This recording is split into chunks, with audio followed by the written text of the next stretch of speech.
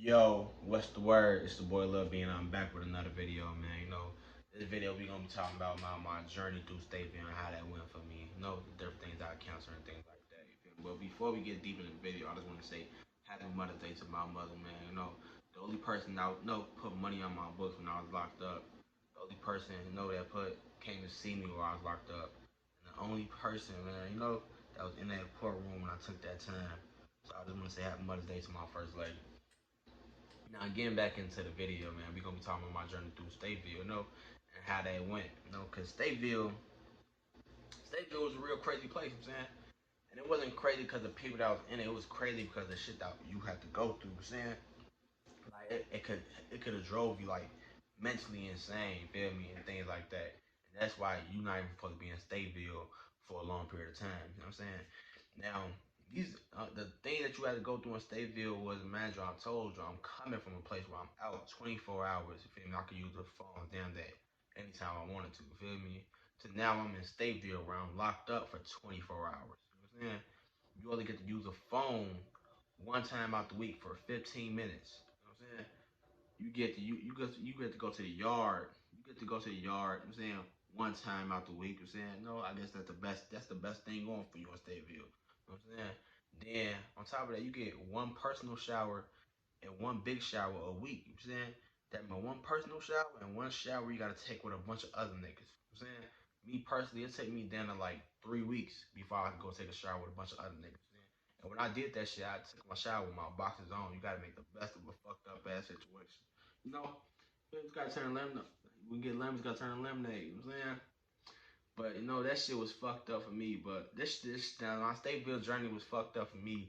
Just to say that, when you get sent to a joint, you only supposed to spend at a max 2 weeks in Stateville. But if you got boot camp, you supposed to spend at a max 2 months in Stateville. Man, I spent 63 days, and like I said, when I took my time, I took boot camp.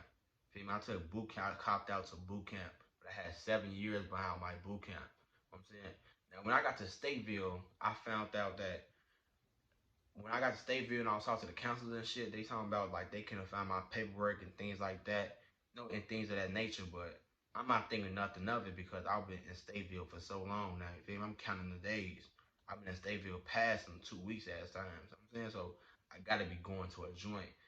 I spent 63 days in Stateville just to find out that I was going to a joint. You know what I'm saying? I wasn't even going to boot camp. They sent me to a joint after being in Stateville for 63 days. You know what I'm saying?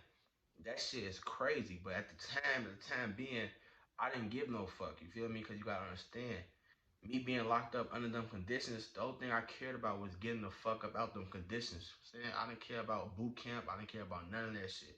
All I wanted to do was get the fuck up out of them conditions right there. And I got the fuck on. I got sent to my joint.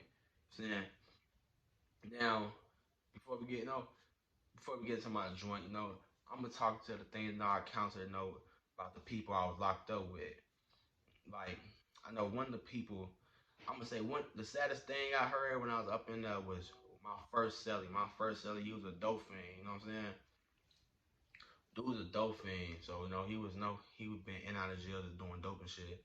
But talking to him and things like that, he told me he had a daughter that was 36. He was probably like 57 at the time. You know what I'm saying? At the time, daughter was 36. He told me he was 57.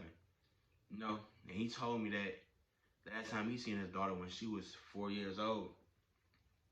Feel me? And that shit kind of rubbed me the wrong way, cause me personally, I don't like deadbeats. Feel me? My dad, I had my dad in my life. He wasn't no deadbeat.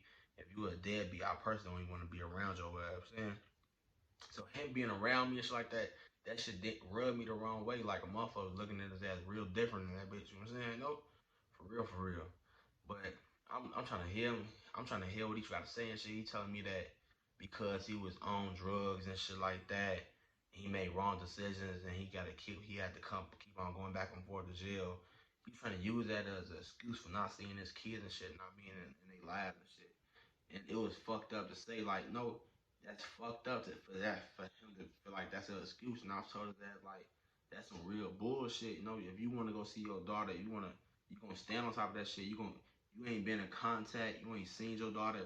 since she was 4 years old and she 36. Like you would have no excuses. Like you supposed to go ahead on to her responsibility as a man to go no, be with your daughter, take care of your daughter. Like she don't even know, like nothing. Like she Dan don't even know she got a father for real. You know what I'm saying? No, that's fucked up. And I told his ass he got to go on up to them things, cause just to think that it was a girl out here type shit. You feel me? That her father, she probably wonder where her father is, and this nigga was out here doing drugs and in and out of jail type shit. Like that's fucked up that she had to live like that, bro. And that's why I told him no, he got to go own up to the consequences that he made. You saying he got to own up to that shit.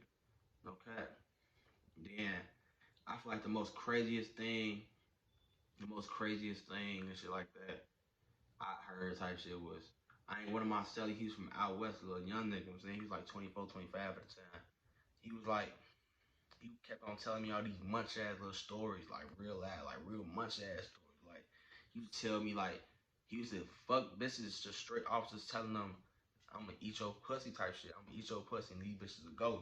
Like all back, you know what I'm saying these bitches go eat the pussy. As long as he eat it, he don't care. If he tell me eat the pussy just for the fun of it, you know what I'm saying? And me personally, that shit was sounding real crazy to me and shit like that. Cause when I got locked up, I was 20 and shit. Like I ain't never ate no pussy. Like I don't even before I got locked on my daddy grave, I ain't never ate no pussy before I got locked up. So for this nigga to be in my cell telling me that all this munch ass shit, I was like, I felt I was missing out. Like I'm damn, I ain't live life. I ain't even live yet. I ain't even live for real. Like I'm missing out on shit. Like I'm finna damn, feel me? I'm finna miss out on this shit. This got me like I'm like damn, this shit fucked up. Feel me? Then from my family standpoint and shit like that, like my family, like I'm the first person ever in my fucking family to go to jail. Saying so me going to jail and no shit like that. That shit was crazy. That shit was crazy. Like people in my family didn't believe it. Like people in my family didn't even believe this shit.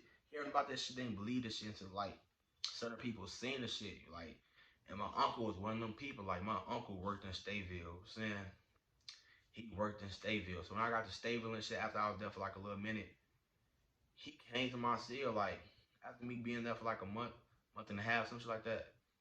He came to my cell and knocked on my door and called my name and shit. Asked me was I okay and things like that. Feel me? No. And I was like, yeah, I'm good. And he walked away. And I was like, it was like he didn't really believe it. He didn't believe it until he seen me in jail. Like, damn, like he really in jail. And that shit like kind of stuck with me because it was sitting with me like, damn, I'm in jail for real. Like I'm going through all this shit. Like this shit is getting real for me. Like it's real shit out here I never did. I'm finna miss out on all the real people lives and shit like that. And I love and shit like that. Bro, like this shit was getting real for me for real. Then, like I said, I got sent to a joint. The joint I got sent to is Mount Sterling, Illinois. Next video is what we're gonna be talking about. I'm saying basically how that shit went and things like that. But drop a comment, drop a comment. Feel me in the video, man. Just let me know, man. Feel me, like it's due to much, man, bro. It's due to much, folks. You feel me? Like, if you eat a bitch pussy, folk, and you don't, if you eat somebody pussy, folk, if you can eat a girl pussy, folk, and you don't fuck, is you a munch? I think you a munch if you do that. But I wanna know y'all opinion. Like, if you eat a girl pussy and you don't fuck, is you a munch? I just wanna know. Feel me? Just let me know, man. We gonna get back at it in another video. See ya.